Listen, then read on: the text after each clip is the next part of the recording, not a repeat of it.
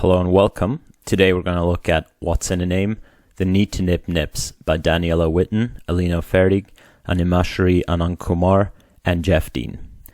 This is a bit of a special paper as it's not an academic topic. The paper, in fact, is about the change of name, or rather change in acronym, for the conference Neural Information Processing Systems, previously abbreviated NIPS, but now for the first year this conference has been hosted under the acronym NeurIPS. The people here on the paper are not the organizers of the conference. They are advocates for the name change, and the paper basically outlines their arguments and a bit of description of what happened. So they're also pretty big names in the community, so it should be interesting to see what they have to say. The paper is pretty short. It's 3 parts, 3 pages, and we're going to go through it. And yeah, let's jump into it. So I have it over here. All right. So the first part of the paper basically describes, it's called What's All the Fuzz About? It basically describes why a name change was necessary in their perspective. So they say in machine learning, like the rest of STEM, suffers from severe gender imbalance, low retention rates for women, and so on. They also describe the Me Too movement, increased awareness of sexual harassment faced by many female researchers, pervasiveness of sexual harassment at computational conferences. And they reference an article here. I want to kind of show you this article. It's this article here. So if you haven't seen this yet, I encourage you to read it. It's pretty horrifying to read, but it gives you an idea of what people talk about when they say sexual harassment is a problem, is pervasive at conferences, and so on. So yeah, I don't want to go into this specifically. Just go ahead, read it, and see what people are talking about. So I think it's important context to understand where people are coming from. So they go on to say, however, more subtle acts of gender harassment, they defined in this report. This includes like sexist hostility, crude behavior, and so on, have gotten less public attention. Nonetheless, gender harassment is extremely pervasive, is a direct contributor to the challenges faced by women in the STEM field. In this article, we argue that NIPS, the former acronym of the Neural Information Processing Systems Conference, constituted gender harassment towards women. So that's what their argument's basically about. So the acronym led to basically had its part in gender harassment towards women, basically led to an environment where women could not feel comfortable at this conference. So here's their description. In popular slang, the word NIPS is an abbreviation for nipples. Furthermore, it has historically been used as a racial slur targeting people of Japanese origin, but we'll not go into this deeper because that's kind of a historic use of the word. The current use of the word, in fact, is the slang for nipples, and so we'll focus on that. They say, at first glance, the fact that a major machine learning conference shared its name with this slang is an unfortunate but unimportant coincidence. And it really is a coincidence. I think the conference name has been around for longer than the slang has been kind of popular. The slang word has been popular. So it really is a coincidence. Many other conferences have same coincidences, like Colt, for example. Maybe actually that's even less a coincidence than here. So they say, in fact, one might hope that members of the machine learning community are sufficiently mature that the conference's name is unimportant, right? That's basically what everyone would hope. Like, maybe people don't even notice, and if they notice, maybe they'll have like a 2-second, oh, that's that other word, haha. But then we basically just go on with our lives and no one cares too much. So that's kind of the ideal scenario, and they acknowledge that here. It's really it's really important that they do. They say, right, unfortunately, this appears not to be the case. And they detail a few examples here. At the 2017 conference, Elon Musk made inappropriate jokes about the acronym.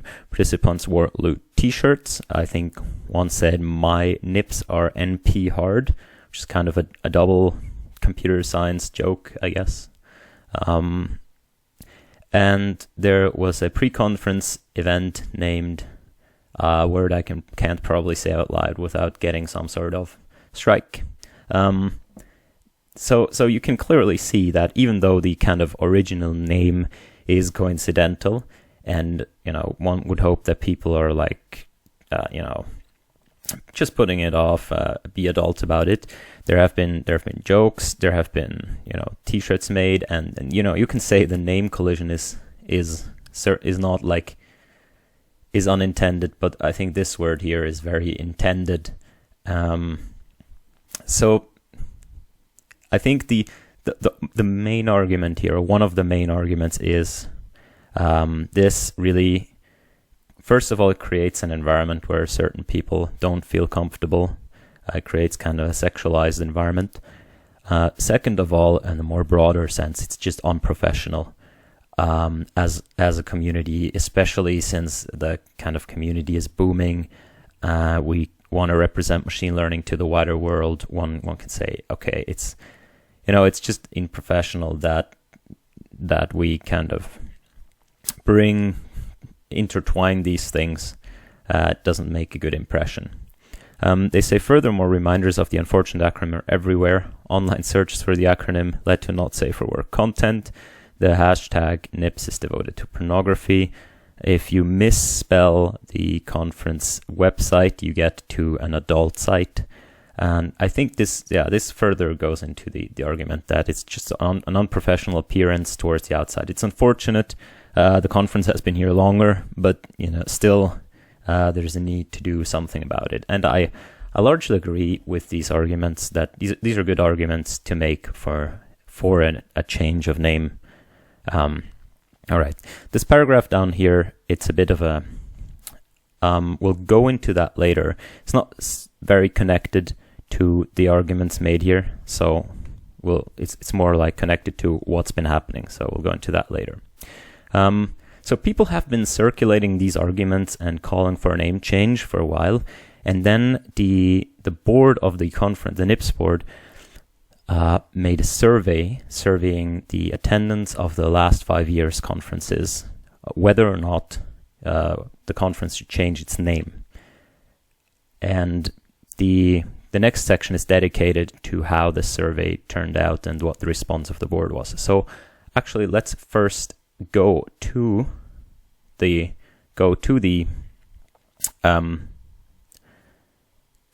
this decision by the board. So here is the press release. This is a press release after the survey results had been collected. So they said, our survey was returned by about 2,200 people here. And as I said, have attended NIPS in the last 5 years. Of the male respondents, about 28% are in favor of the conference name change. Of the female respondents, about 44% are in favor of a name change. 40% prefer the existing name, 16% expressed no preferences. In fact, let's go look at the detailed results, which they have down here. So you can see, overall, there is a big slant towards not agree. So -2 is strongly disagree with the name change, while +2 is strongly agree. So you can see there's a big slant towards the not agree. If you split this by gender of respondents, then you can see basically the male distribution is that slant, while the female distribution is a bit different, as you can see here. The first thing, it's mostly towards the extremes. So there are more people strongly saying something than non-strongly saying something to either side. And the second of all, it seems very divided and very evenly divided. So in fact, if you look at the numbers, if you count the disagrees and the agrees, you'll find there's a slight majority in the agrees. There is a slight majority in the disagrees if you only consider the strongs. But ultimately, these numbers are pretty close, so that there's people on either side feeling strongly, and there's about, in this survey, about as many on either side. So that's basically the outcome of this. Here I find very interesting some quotes from respondents. So you had the opportunity to put quotes, to put like a comment, and these are quoted from these comments. So they say, for example, this: "Thanks for considering a name change. I'm not personally bothered by the current name, but I think the gesture will send a much needed inclusive vibe in the right direction." Okay. One person says, "If it were up to me, I'd call off this nice but symbolic gesture. Use whatever time, money, and energy to make actual changes." Then someone says, please change the name. It is sexist and racist slur. I'm embarrassed every time I have to say the name of the conference. This feeds into the unprofessionalism argument. The next one I find very interesting. It says, "As a woman, I find it offensive that the board is seriously considering changing the name of the meeting because of an adolescent reference to a woman's body. From my point of view, it shows that the board does not see me as an equal member of the community, but as a woman first and a scientist second." This is extremely interesting. So this is one of the people who was a female respondent and said strongly disagree with the name change, or disagree with the name change. I mean, I can guess. We've only heard so far that the name or the acronym is offensive to women, but here we have a woman saying that the consideration to change the acronym is actually offensive to her, right? That's very special.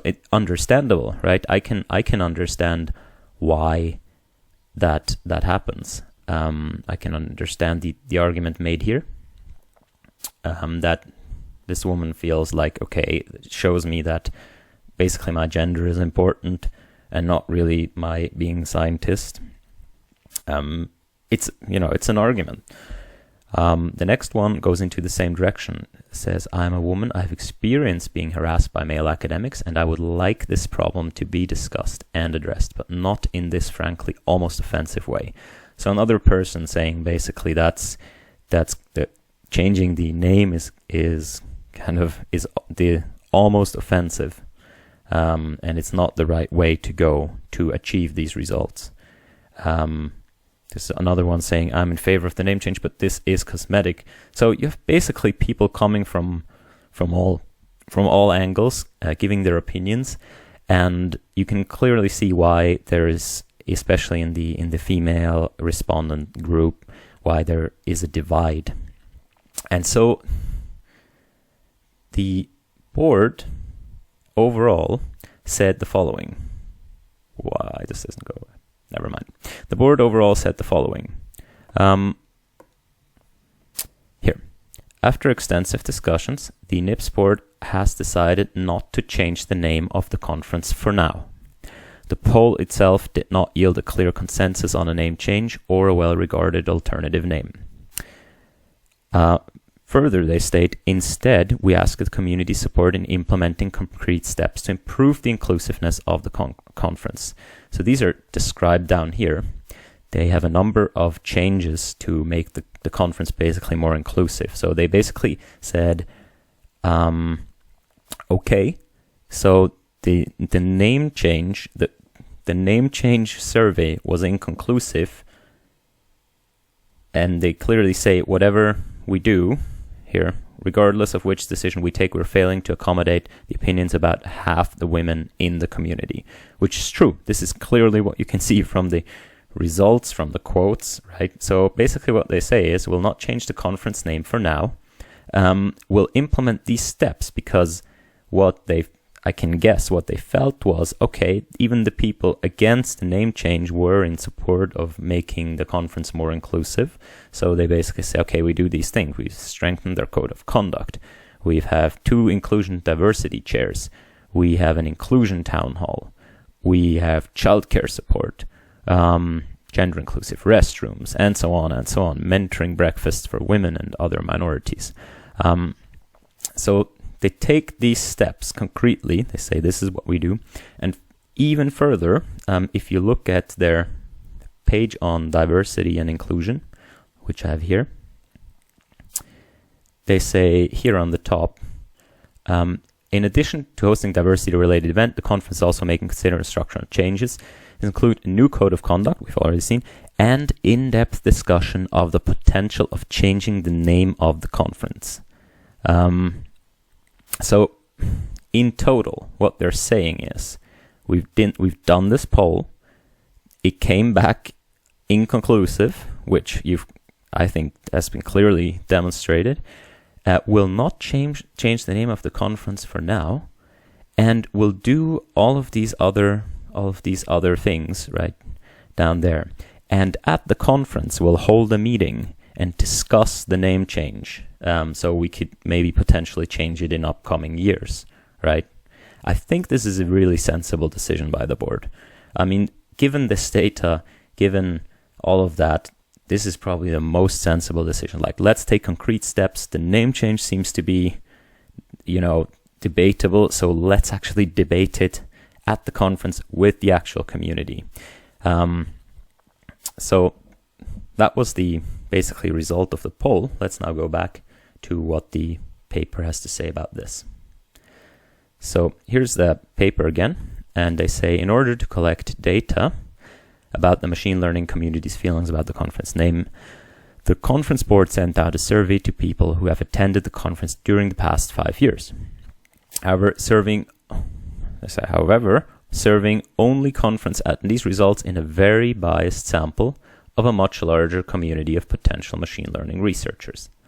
Bias arises due to the fact that some people who are made uncomfortable by the name or by other aspects of the machine learning culture may have decided not to enter or to remain in the field, or have chosen not to attend the conference.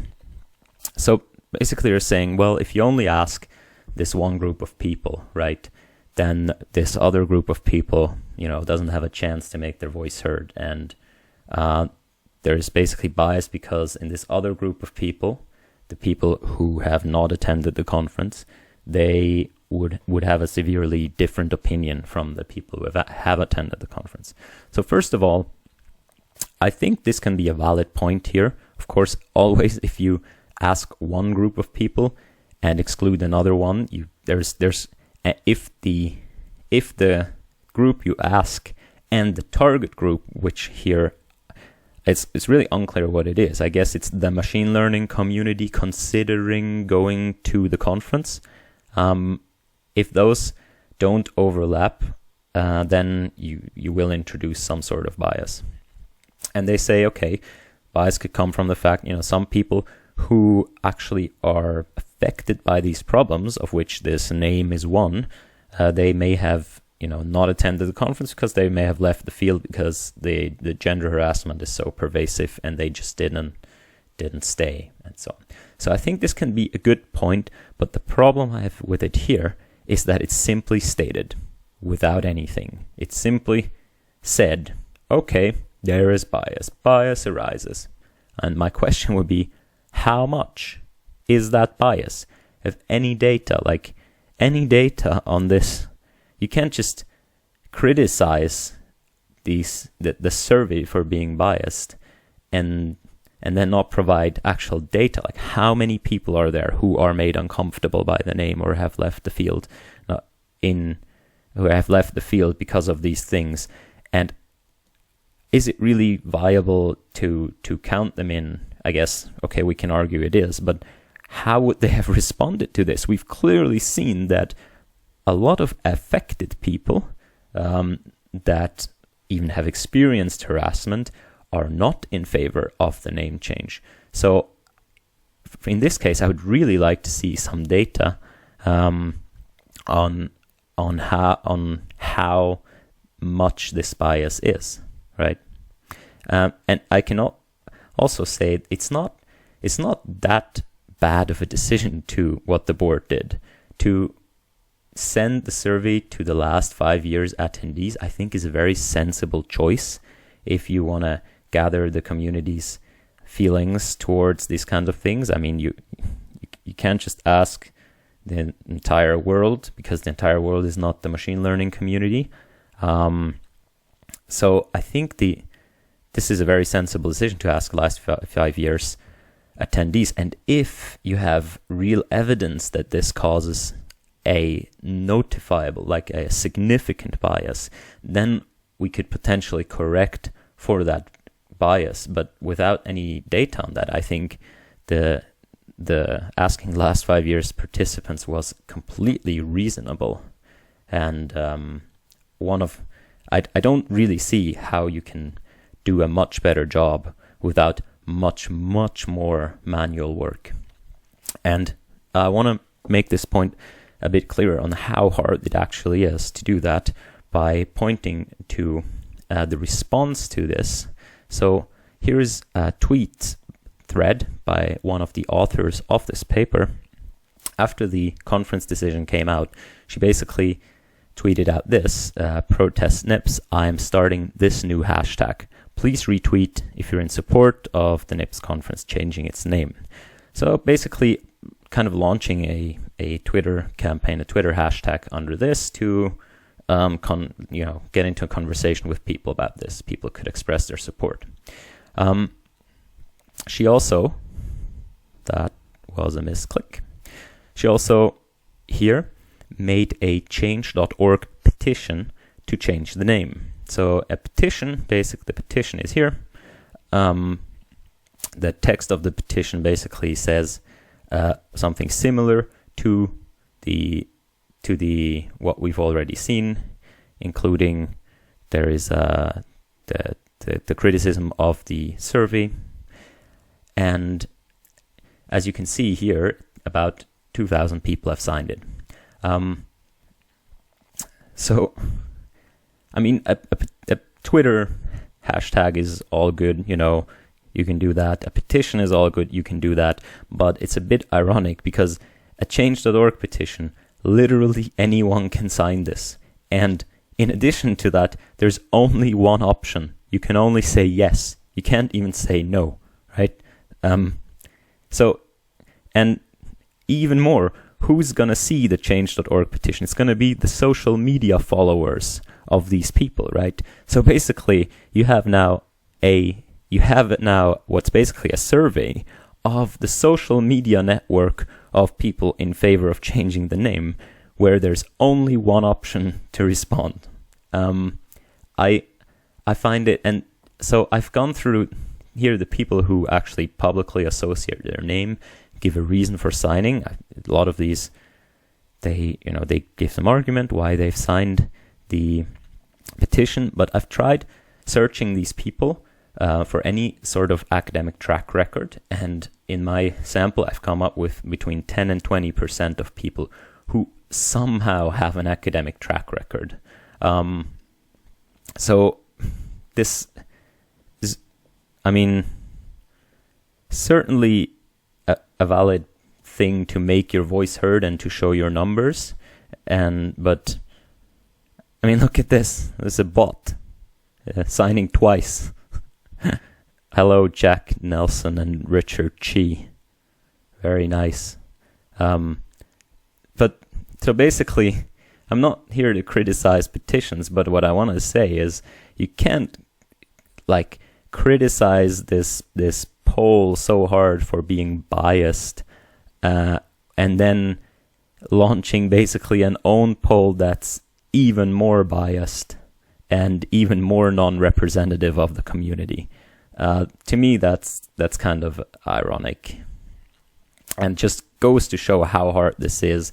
And my argument would be it's actually not that unsensible of a decision of the board the way they did it. And if you have data to actually quantify the bias here, then it's viable to go and correct for that. All right.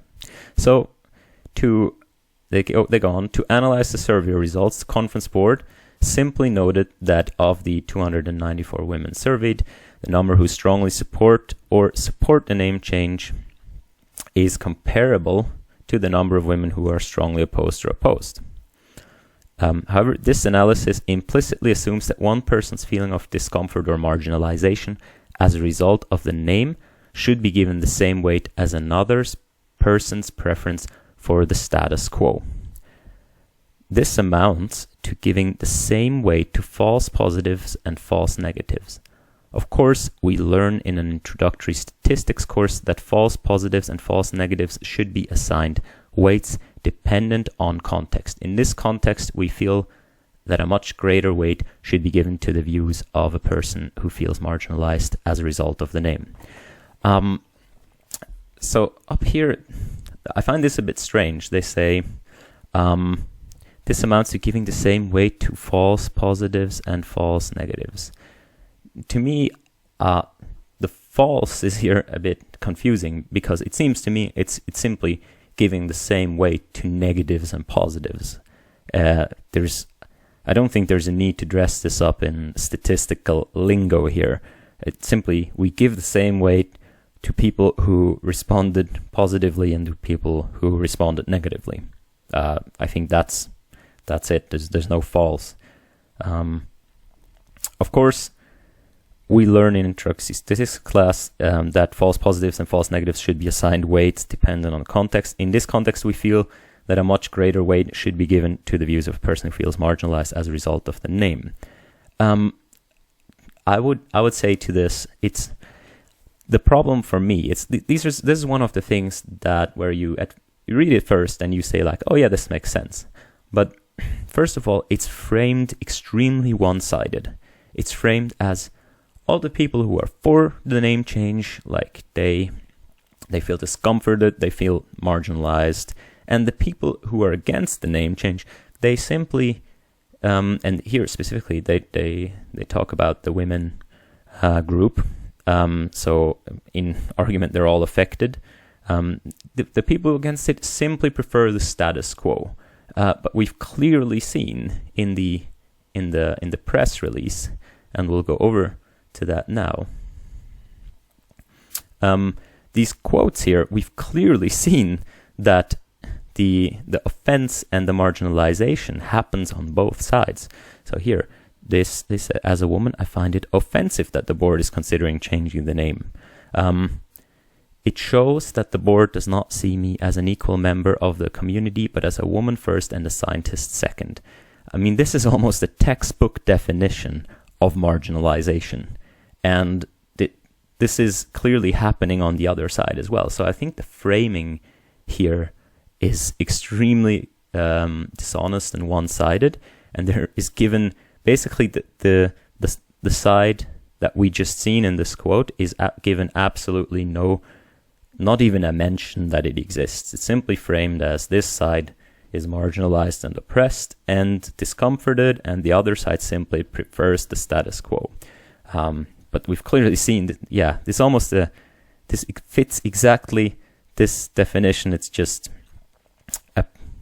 one person's feeling or discomfort or marginalization as a result of the name. It's just as a result of the name change. Second of all, I think the bigger problem, and this goes into the statement down here, to state this last point more explicitly, an issue adversely affecting the minority of participants should not be decided by a majority vote. Again, something at first you say, oh yeah, that makes sense. But if you think about it, this is a really, really outrageous statement. And the reason is it's outrageous is if it's not majority vote, if it's not one person, one vote, then someone has to decide who gets to vote and who doesn't. And more so specifically here, someone basically needs to decide who should be given what weight in the vote, right? You need someone to decide this. And here you can say, well, it's easy. It's just the women, right? Because they're affected.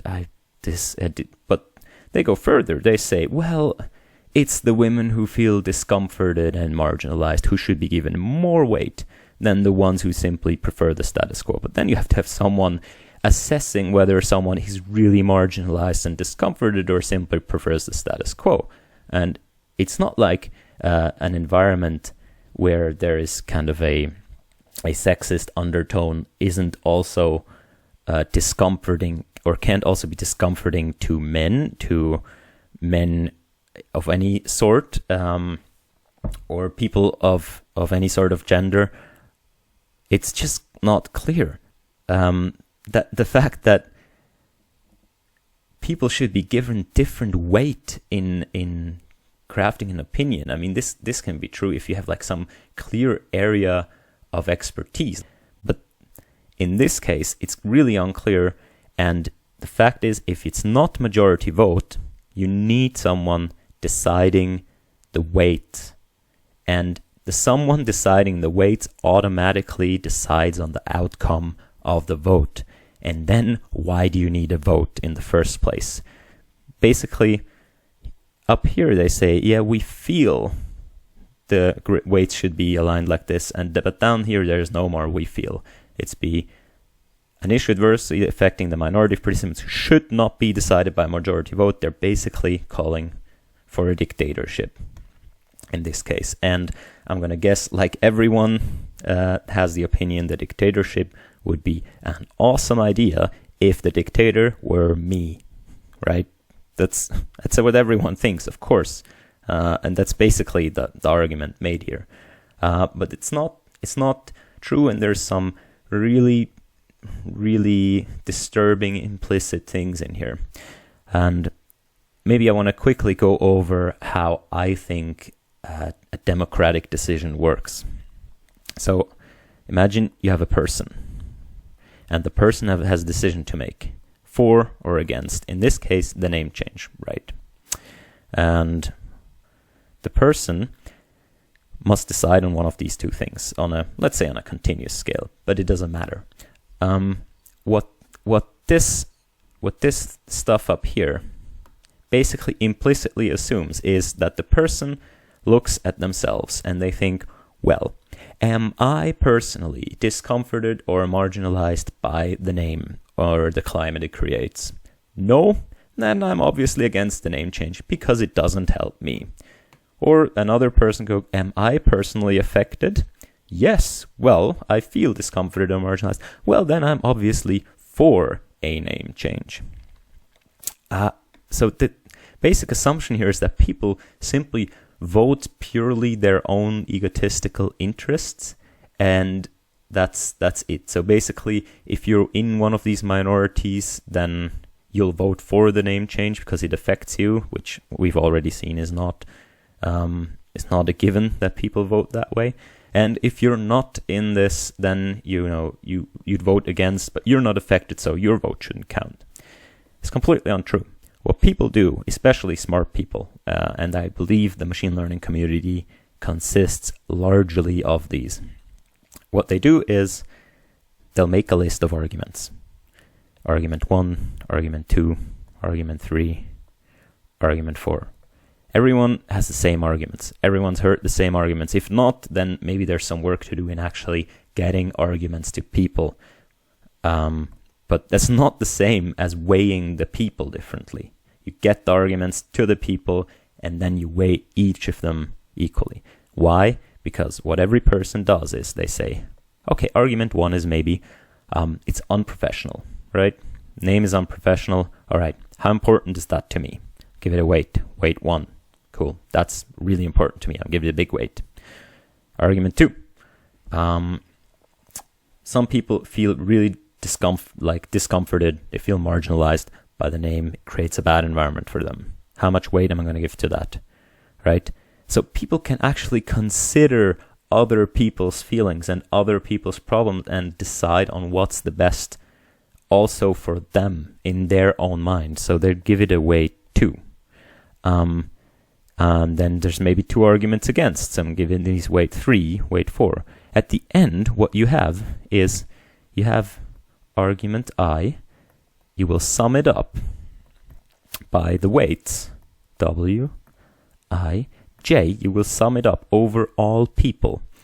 So basically now, and this will give you like a final number, A, which is either positive or negative. If it's positive, you do the name change. If it's negative, you don't do the name change. If you do this over all people, what you've basically done is you have just determined these weightings here by a democratic process. You've crowdsourced the weighting. This is exactly what these people say up here, right? We feel that here, not false, positives, false negatives. We feel that positives and negatives should be assigned weights dependent on context. So the positive and negative arguments in this case are assigned weights dependent on context, but the weights are crowdsourced to the community, right? And each person who participates in that, each person who participates is one more brain power in a complicated decision that no one has the authority to just decide for themselves. So these people are calling for a different weighting. This is the way to do it. The democratic majority vote is the exact way to determine these weights. What these people basically argue is, no. We should determine the weights. We who know. I'm a bit corny here, but this is basically, it's two alternatives. Either you do democratic process, one person, one brain, one vote, and that will give you a crowdsourced true weighting of the arguments, what the community feels. Or someone needs to decide. Someone needs to decide by force, basically. And that's a dictatorship. So these are the choices you have. And clearly now you can maybe understand why I say this is an outrageous statement, because to me the dictatorship option is not an option. Note that I'm not saying that democracy can never be wrong or the majority can never be wrong, but in fact it's the best system there is. Can be wrong, but anything else will undoubtedly go more wrong. So that's my point here. Alright, so that was maybe a bit ranty, but let's go on. A false choice and a minimization of a real issue. So they go on to say what they think of the decision that the board made in response to this. So up was how they analyzed the poll, and now it's the decision. In announcing their decision not to change the conference name, the conference board expressed commitment to implement concrete steps to improve the inclusiveness of the conference. And they list them here, and they say, we sincerely applaud the conference board for these efforts. Okay, I think the community feels like that as well.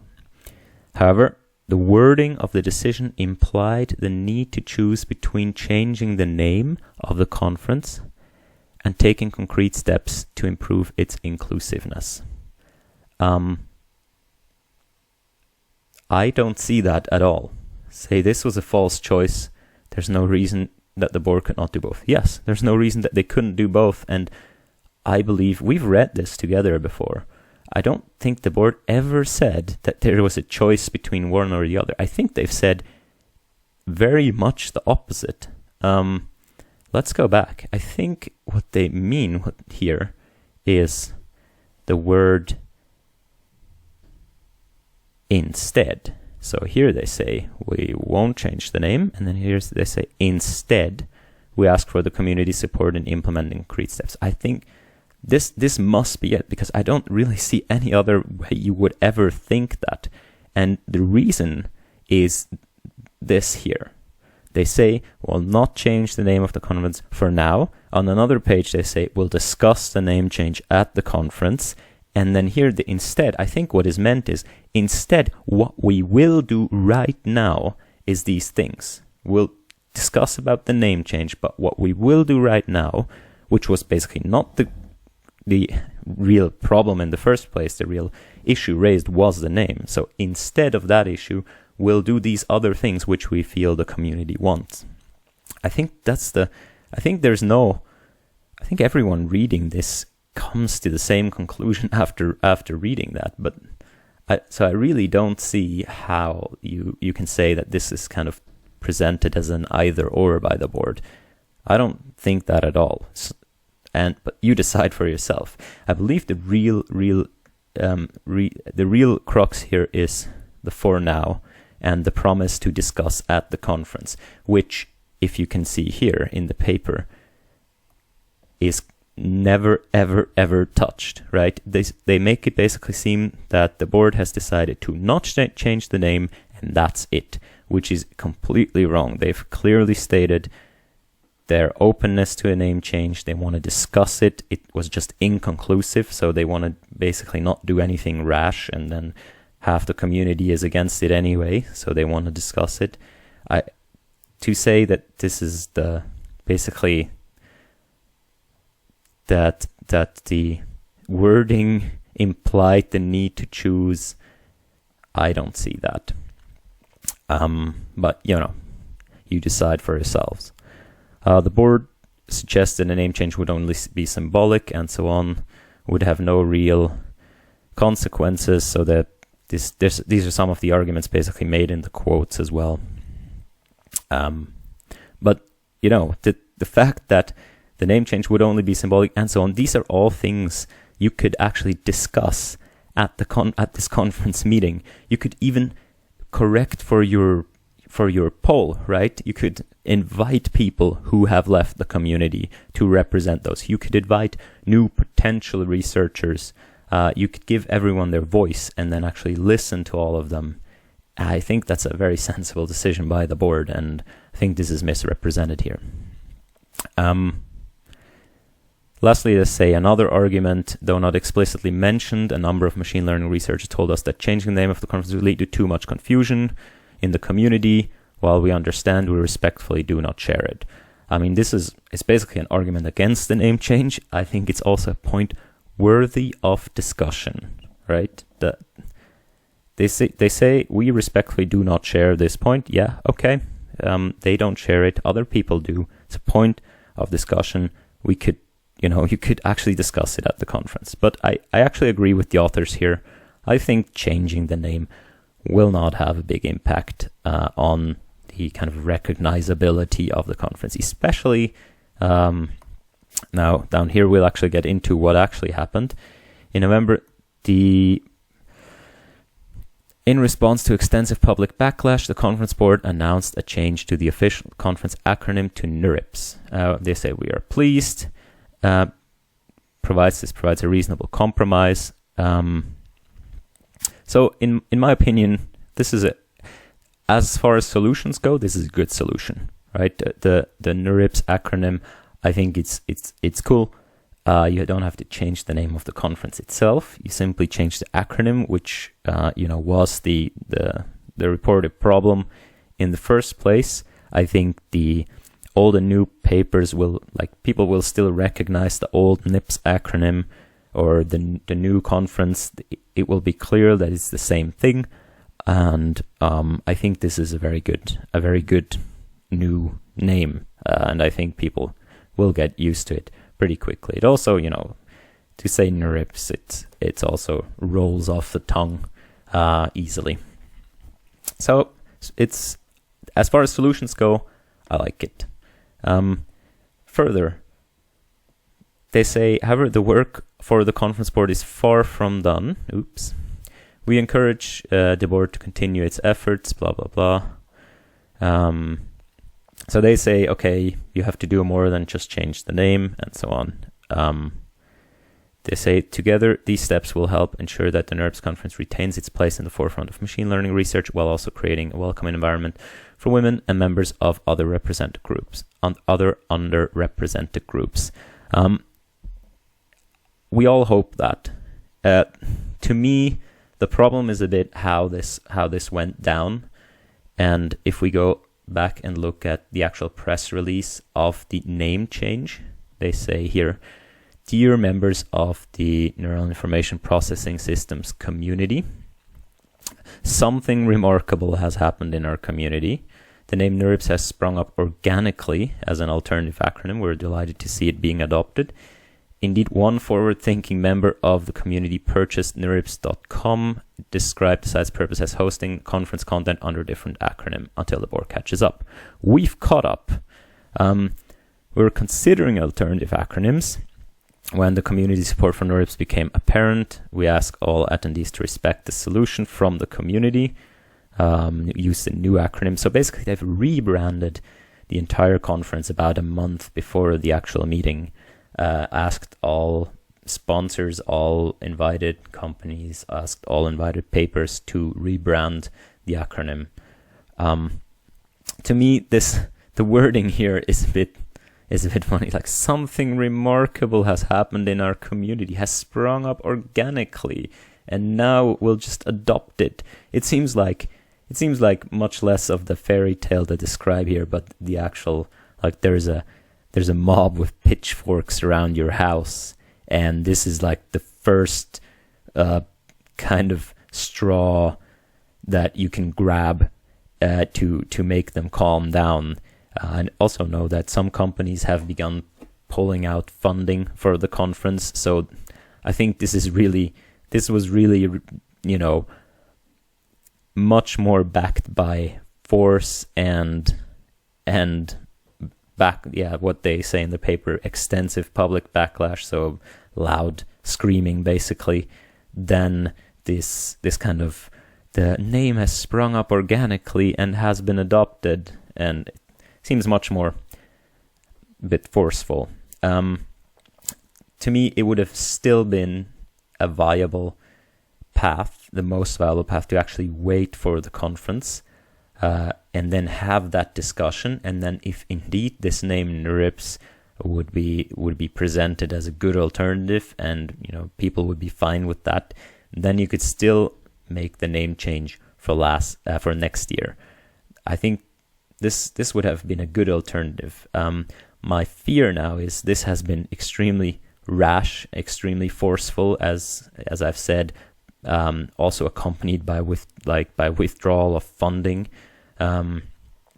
That I believe these things usually provoke a backlash, and that's really something that I wouldn't look forward to. So I hope that this paragraph down here is true, that actually we will see a more welcoming environment for everyone. But I believe things like this tend in society to have the sometimes very opposite effects of what's intended. And so I hope this does not produce a backlash. I think having had the actual discussion, doing things non-rashly, would have done much more in the direction of preventing such a backlash. So this is the end of the paper. So to recap, they basically say the acronym was inappropriate, which I agree with. They say the survey was bad, which I could believe if there was data. They say that an issue adversely affecting the minority of participants should not be decided by majority vote, which I absolutely disagree with. And then they say the board has basically stated this as an either-or decision, which is, I believe, not true and misrepresenting. Or maybe I've missed something. It's always possible. Lastly, I want to get to this paragraph. In recent months, a number of women, including some of the authors of this article who publicly expressed support for a change of the conference name, have been relentlessly trolled, harassed, verbally abused, and even physically threatened on Twitter, Reddit, other online forums. Much of this harassment, they say, has been anonymous and typically has had an extremely gendered tone. Furthermore, some students have reached out to us, the authors, lamenting the fact that they felt unable to openly express their support for renaming the conference due to fear of bullying or retaliation by faculty advisors or others in position of power. This, I believe, is really bad. The fact that people can't speak out about something like this without being bullied or harassed or having to fear for their careers, basically, is bad. And I would really discourage everyone from engaging in such behavior. verbal abuse, physically threaten. To one point you can say, all right, if you've been on the internet for longer than a week, then this probably has happened to you if you've had any sort of serious discussion on the internet. But you can also say that doesn't make it right. So I believe it's really important to separate what is, harassment basically from actual disagreement and criticism. And please engage in the latter. Do not engage in the former. My problem with this paragraph, it's very one-sided. It's basically stated here. Some students have reached out to us lamenting the fact that they felt unable to openly express their support for renaming the conference due to fear of bullying, retaliation by faculty or advisors of others of position and power.